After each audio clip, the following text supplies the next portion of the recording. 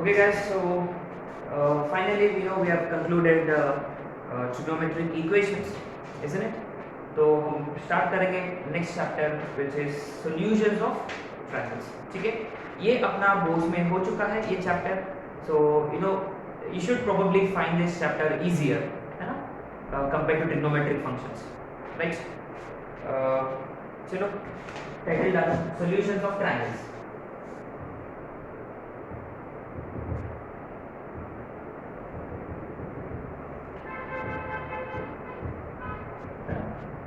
इसको हम ऐसे बुलाएंगे soft, SOT, solution of triangles, soft. तो ऑब्वियसली सॉल्यूशन का मतलब finding unknown quantities, isn't it, finding value of variable, उसको हम बोलते हैं solution which satisfies a given equation और something like that, isn't it. So anyway, when you look at a triangle, the first thing probably that comes to your mind is sides and angles, isn't it obvious, है ना, कि it has three sides, three angles, right. We generally represent vertices by capital letters, capital A, capital B, capital C, या P, Q, R, D, E, F, etc., right.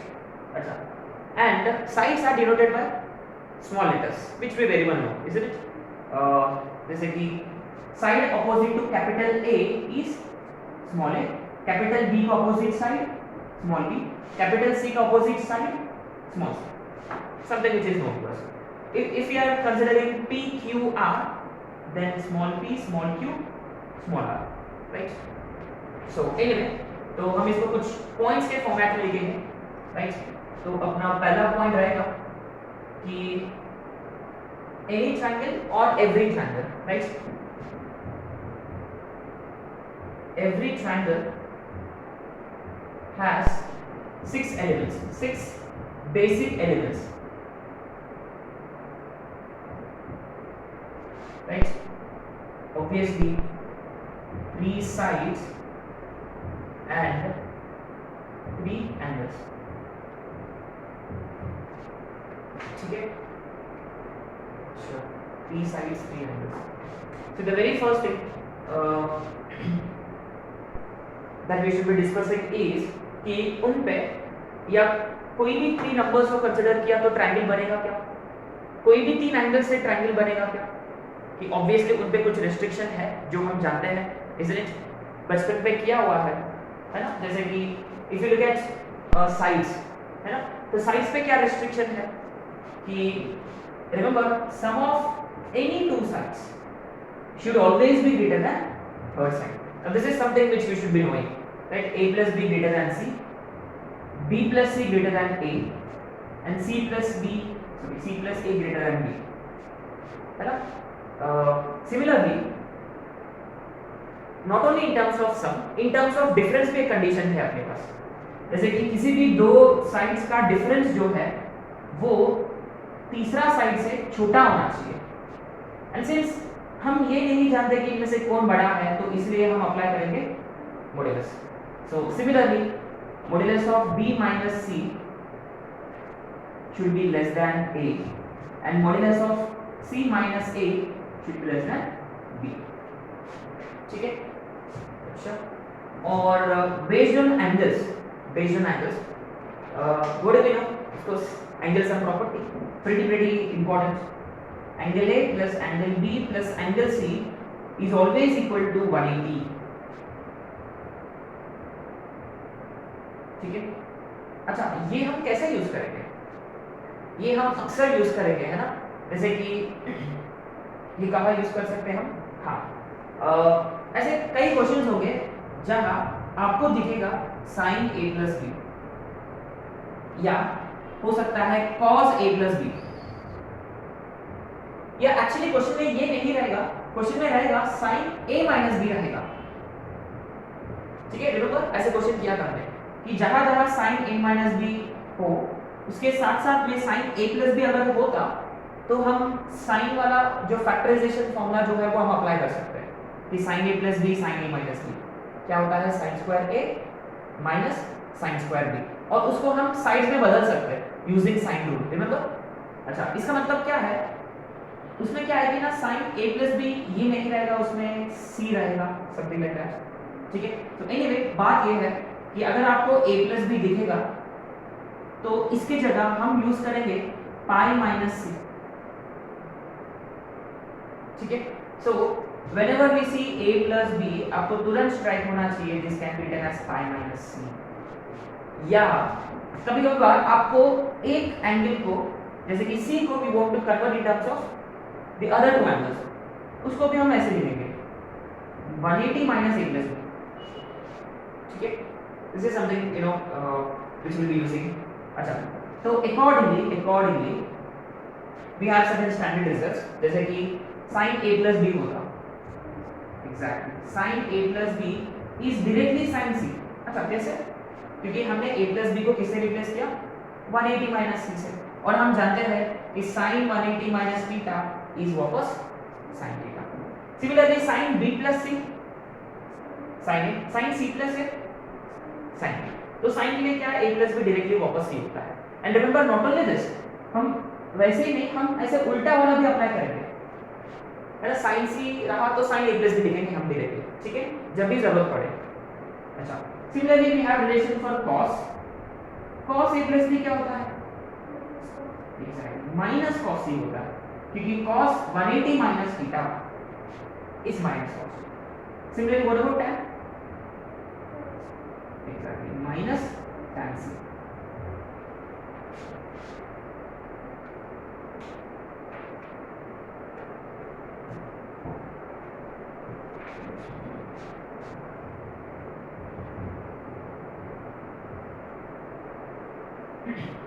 अच्छा, obviously ये देखो, ये बहुत ही basic है अपना टाइप्स ऑफ ट्रायंगल्स, ये सब लोग जानते हैं कि ठीक है, we gonna dedicate points for this. ये आप लोगों को बताना है कि क्या लिखना है, क्या है वो आप लोग जानते हैं ना। जैसे कि point number 5, types of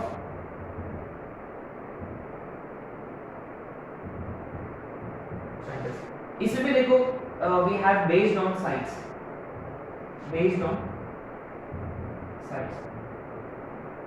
so remember based on sides a triangle can be scaling triangle, है ना, yes, दूसरा isosceles, और तीसरा equilateral, है ना। हम बहुत अच्छे से जानते हैं कि when we say a triangle is scaling, triangle scaling कब होता है, none of the sides are equal, all sides are unequal। अच्छा, isosceles कब होगा, हाँ, any two sides are equal, है ना, any two sides are equal। मान लो अगर a is equal to b होता। अच्छा, इसमें ना एक important point है जो अपने को डिस्कस करनी चाहिए कि अगर side A is equal to side B होता तो इसके ऑपोजिट, हाँ, ऑपोजिट एंगल्स भी इक्वल हो गए। जैसे कि if A is equal to B, A का ऑपोजिट B का ऑपोजिट, ये दोनों इक्वल होना चाहिए, है ना। तो angle A is equal to angle B। ठीक है, very important. So angles opposite to equal sides are equal, या sides opposite to equal angles are also equal. ये बहुत पहले कह चुके हैं। अच्छा, equilateral, when is a triangle equilateral, when exactly all sides are equal। अच्छा, remember A is equal to B but not equal to C, अगर equal to C होगा तो फिर वो बनेगा equilateral। A is equal to B is equal to C, this definitely implies angle A is equal to angle B is equal to angle C, and each angle is equal to right, okay। अब next आ रहा है based on angles,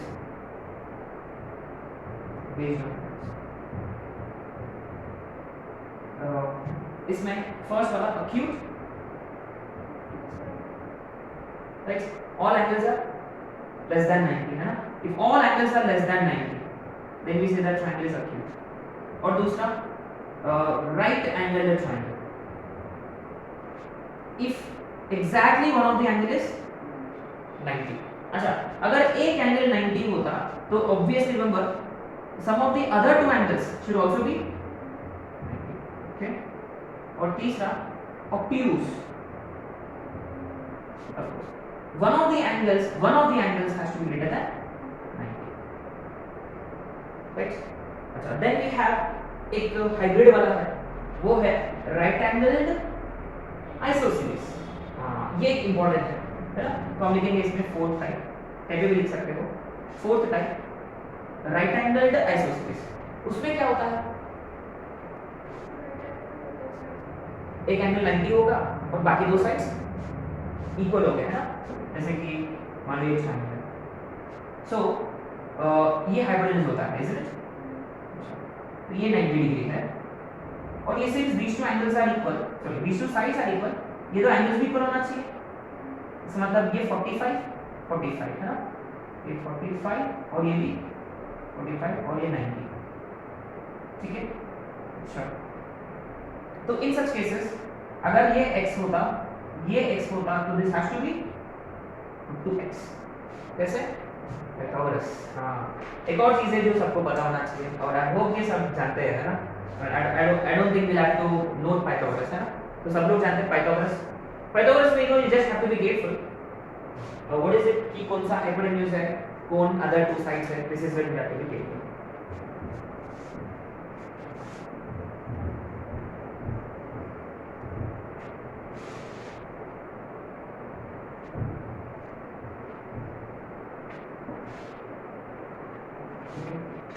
So just write notes.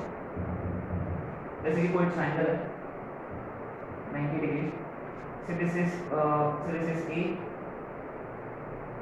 this is C. So इसके हिसाब से what does Pythagoras says? Will it be B square is C square plus A square? है ना. A square is equal to B square plus C square. ठीक है. Let's just keep this image. Right. अच्छा, और भी हम points के इसमें लिखेंगे 6 points. It's important that we know this. जैसे कि ये देखो, यहाँ हमने बात किया है कि साइड या angle opposite to equal angles are equal. माने अगर एंगल्स इक्वल हो तो opposite sides equal, two sides equal हो तो ऑपोजिट एंगल्स इक्वल. तो what if two sides are unequal? If two sides are unequal तो एक इससे बड़ा होगा. माने say for example, if side A is greater than side B, what does it imply? If one of the sides is greater than the other side, this definitely implies that the angle opposite to the first side or greater side is greater, है ना. So एक side दूसरे से बड़ा होगा तो पहला angle भी दूसरे से बड़ा होगा. And remember vice versa. ठीक है. And of course you see sides case में तीनों sides have to be positive, है ना. all three angles positive, all three sides positive and all angles का sum 180 है. इसका मतलब each angle has to lie between 0 and 180, है ना. ये जो सारी चीजें जो आपको पता होना चाहिए. ठीक है. अच्छा, और line segments या lines that can be drawn in an inner triangle, है ना. जैसे कि मीडियन क्या होता है ये सब लोग जानते हैं, isn't it? What is a median? A line segment which is drawn in a triangle. कैसे? Vertex to midpoint of opposite side. तो median divides the opposite side into two equal parts. ठीक है. तो हम इसको ना इस पे बात करेंगे extensively towards the end of this lecture, towards the end of this chapter. ठीक है. तो स्टार्टिंग में हम सिर्फ बेसिक पढ़ेंगे कि मीडियन क्या होता है, बस ये पता होना चाहिए अभी के लिए. ठीक है. फिर हम ये टॉपिक उठाएंगे. ठीक है.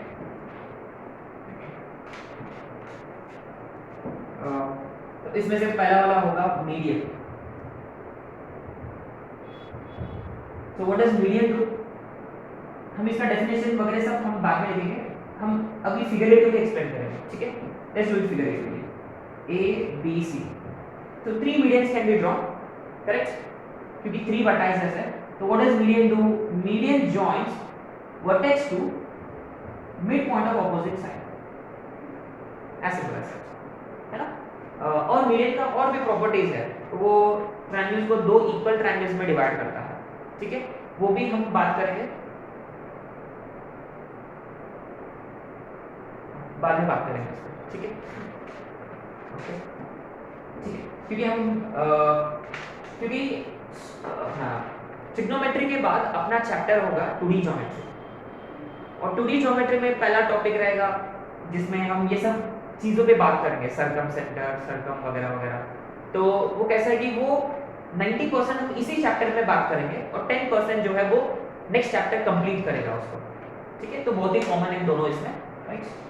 Anyway, so 3 medians can be drawn and median joins vertex to midpoint of opposite side, ठीक है। अच्छा, दूसरा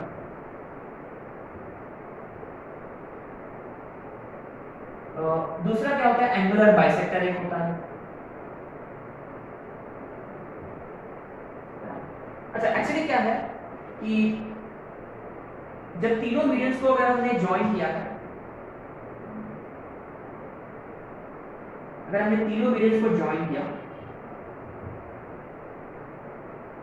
वो सारे एक ही पॉइंट पर मिलेंगे। से AD is one median, BE and CF, AD BE CF ये तीनों मीडियंस हैं, ठीक है।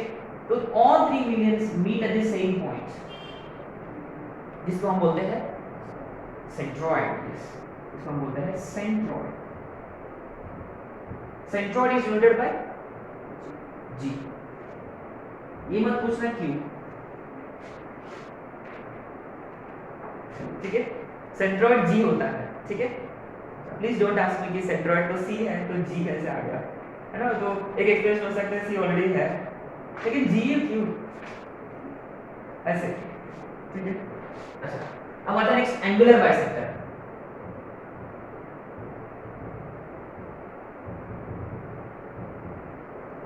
A B C, ठीक है। अच्छा, एंगुलर बाइसेक्टर का क्या काम क्या होता है कि to bisect the angle, angular bisector.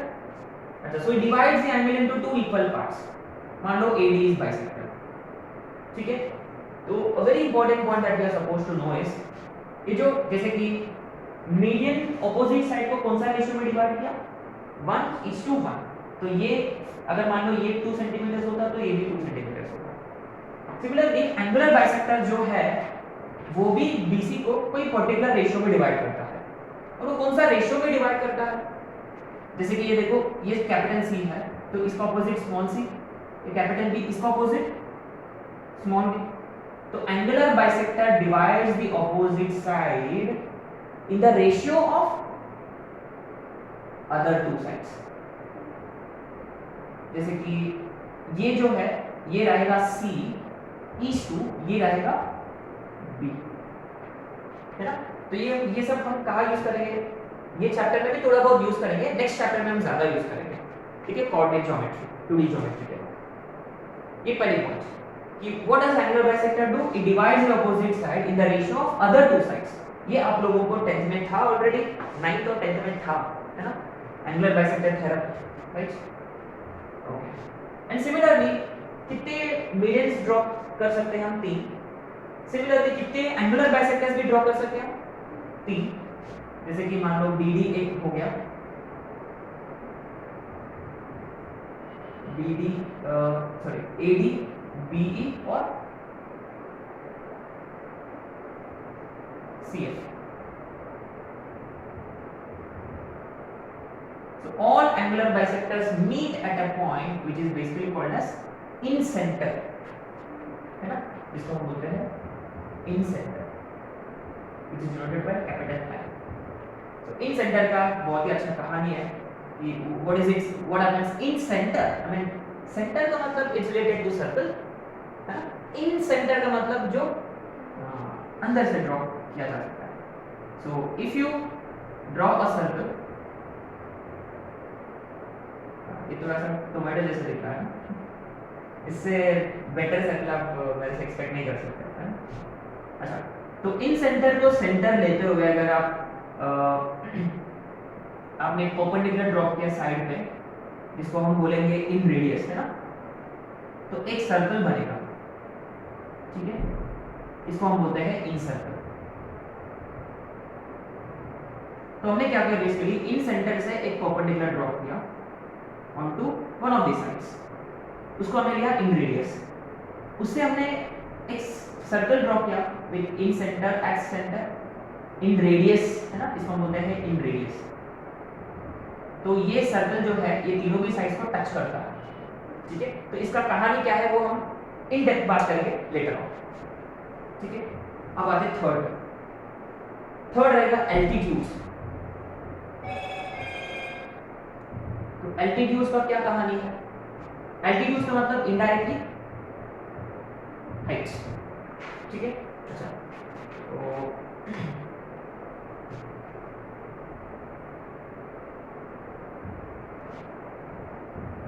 तो how many heights can be drawn? 3 obviously. 1, 2, 3. And all altitudes also again intersect at same points. और इस पॉइंट को हम बोलते हैं ऑर्थो सेंटर। और ऑर्थो सेंटर H होता है, क्यों ये मत पूछना अगेन, है ना। अरे हाँ, बिकॉज ऑफ हाइट्स। हाँ, अरे हाँ, ऑर्थो सेंटर का मतलब हाइट्स, तो हाइट H, गुड एक्सप्लेनेशन, है ना। अच्छा, बात ये है कि मीडियन, एंगुलर, बाइसेक्टर ये सारे ट्रायंगल के अंदर होते हैं, और अगर वो ट्रायंगल अक्यूट एंगल होता तो एल्टीट्यूड्स भी अंदर ही होंगे। लेकिन जिस दिन ट्रायंगल राइट एंगल ट्रायंगल बन गया तो आपने नोटिस किया कि उसके जो दो साइड जो है वही कुछ क्या बन गए, एल्टीट्यूड्स बन गए। देखो ये एक एल्टीट्यूड है, ये भी एक एल्टीट्यूड है। तो राइट एंगल ट्रायंगल के ना साइड्स ही कुछ एल्टीट्यूड्स होते हैं। सिमिलरली अगर कोई ट्रायंगल ऑब्ट्यूज एंगल हो गया तो क्या, कोई ट्रायंगल ऑब्ट्यूज एंगल हो गया तो एक्चुअली इसका जो एल्टीट्यूड है वो ट्रायंगल का बाहर बनता है ना, क्योंकि आपने ये वर्टेक्स से परपेंडिकुलर ड्रॉप किया ये साइड पे और ये साइड के बाहर है, ठीक है। तो एल्टीट्यूड जो है वो ट्रायंगल के अंदर भी हो सकते हैं, ऑन भी हो सकते हैं, ट्रायंगल के बाहर भी हो सकते हैं,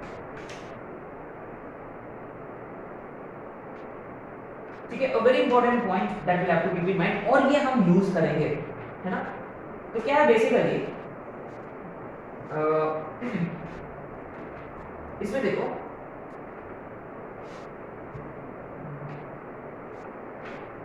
जब मैं ये वाला साइड का एल्टीट्यूड ड्रॉप करूंगा, आपको ये नहीं लगता कि ये छोटा है इससे, ये बड़ा साइड था, सबसे बड़ा साइड, है ना, क्योंकि उसका जो एंगल है वो ऑब्ट्यूज है। देखो 90 से बड़ा है, ये 180 से बड़ा हो ही नहीं सकता, है ना।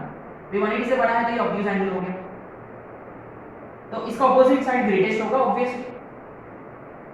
ग्रेटेस्ट साइड का जो एल्टीट्यूड है, so altitude containing the greatest side is actually smallest, उनका ना इनवर्स प्रोपोर्शन होता है, इनवर्स रेशियो होता है। क्यों? वेरी सिंपल फंडा, रिमेंबर एरिया ऑफ ट्रायंगल जो है वो होता है हाफ इनटू बेस इनटू, ये हम जानते हैं बहुत अच्छे से, है ना। अच्छा, तो क्या है बेसिकली बेस का मतलब एक्चुअली साइड होता है, बेस इज साइड, बेस का मतलब साइड, और हाइट का मतलब height of the triangle corresponding to this side. क्योंकि तीन हाइट्स होते हैं, देखो ये एक हाइट हो गया, ये एक हाइट हो गया, ये एक हाइट हो गया, हर एक साइड का करस्पॉन्डिंग हाइट होता है। अब देखो एरिया ऑफ ट्रायंगल तो फिक्स्ड है, ये तो फिक्स्ड है, ये तो हम जानते हैं, ठीक है। It doesn't matter which height you consider, which base you consider, area of triangle तो वही आएगा, ठीक है।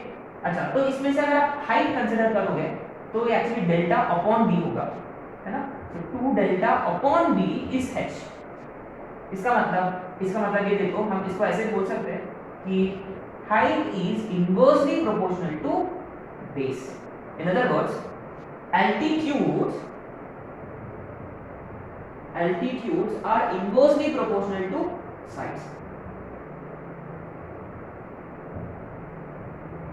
तो एक इंपॉर्टेंट क्वेश्चन है इसमें, ये इनवर्स प्रोपोर्शन वाला रेसिप्रोकल वाला फंडा वो एपी और एचपी में अप्लाई होता है ना। और ये पता है कि ये प्रीवियस वन का फेवरेट क्वेश्चन है,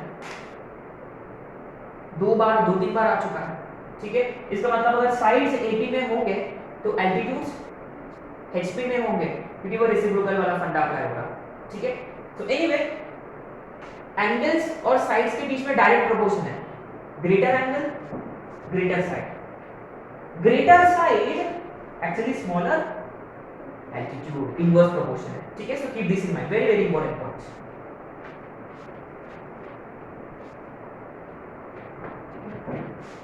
और फाइनली लास्ट वाला है, अच्छा और कौन सा ये कर सकते हैं, फोर्थ पॉइंट इसी में फोर्थ वाला, परपेंडिकुलर बाइसेक्टर। मान लो एक ट्रायंगल है, ठीक है। तो बेसिकली क्या है परपेंडिकुलर बाइसेक्टर का मतलब वो परपेंडिकुलर भी होगा और बाइसेक्ट भी करता है। Remember, it has nothing to do with opposite vertex. आ रहा समझ में?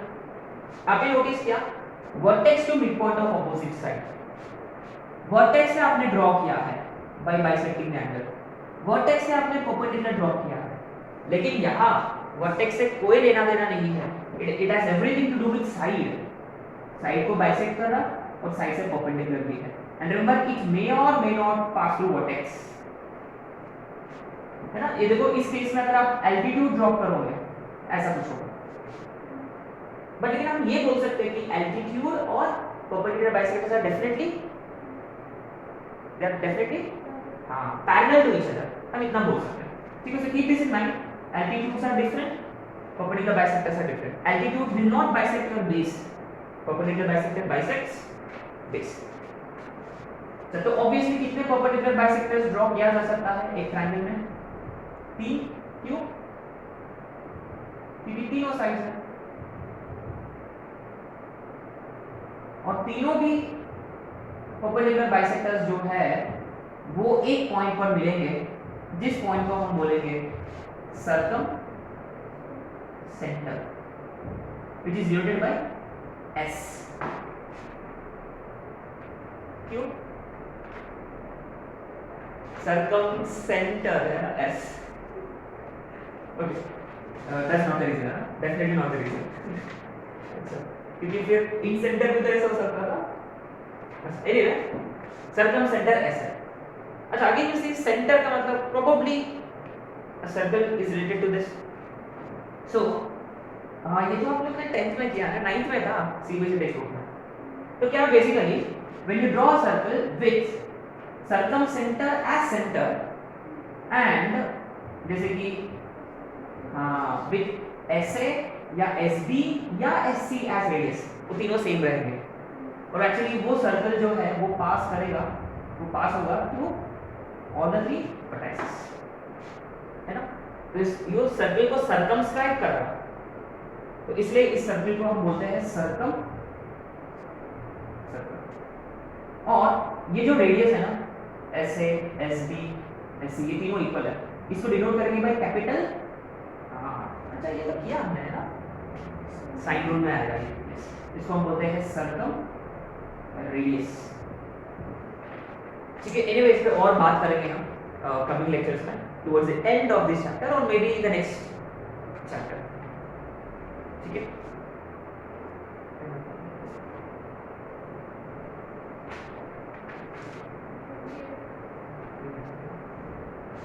ओके सो ये चारों पॉइंट्स काफी इंपॉर्टेंट है, राइट। तो सर्कम रेडियस को होता है बेसिकली एसए एसबी एससी, है ना।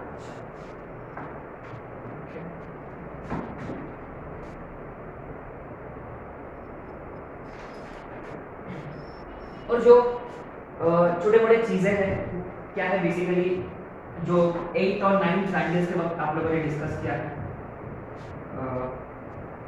सिमिलैरिटी और कॉन्ग्रुएंसी, है ना। रिमेंबर सिमिलैरिटी और कॉन्ग्रुएंसी, ये पॉइंट नंबर क्या रहेगा अपना 8, कॉन्ग्रुएंसी। कितने कॉन्ग्रुएंसी रूल्स होते हैं? 4, हाँ क्या सर अच्छा साइड साइड साइड, अच्छा सर अच्छा दूसरा सास SAS congruence SAS. अच्छा, तीसरा Ars congruence है ना, it's not A, it's है ना, okay. और फोर्थ वाला RHS, okay, RHS. अच्छा, SS में SSS में क्या होता है बेसिकली, अगर मान लो दो ट्रायंगल्स है, इसका ये साइड और ये साइड सब इक्वल है, तो ऑब्वियसली हम बोलेंगे कि ये दोनों ट्रायंगल्स कॉन्ग्रुएंट है, माने triangle ABC is congruent to triangle PQR. Remember congruency का मतलब क्या होता है कि अगर कोई दो ट्रायंगल्स सारे करस्पॉन्डिंग साइड्स और सारे करस्पॉन्डिंग एंगल्स इक्वल, इसका मतलब angle A will be equal to angle P, angle B will be equal to angle Q, angle C will be equal to angle, इसका मतलब ये होता है ना. अच्छा, ये हो गया SSS का. SAS का मतलब क्या होता है, to sides and it is very important, it is included angle. ये तो SAS नाराज हो जाएगा फिर, है ना. जैसे कि ये देखो, to sides and included angle, तभी हम बोलेंगे SAS. अच्छा, so two sides and included angle of one triangle correspondingly equal to two sides and included angle of other. ठीक है, then we can say that two triangles are congruent again. फिर AS का, अच्छा इसमें क्या है, अच्छा इसमें एक और भी है ना, AS से AS आसान. अच्छा, इसका क्या होता है बेसिकली, अच्छा any two sides and a side या two angles and included side, है ना. इसका कहानी क्या होता है, इसका कहानी क्या है, two angles and included side, इसमें two angles and a side, any side, ये हो सकता है, ये हो सकता है. अगर वो बीच का होता तो फिर ये वाला लगेगा.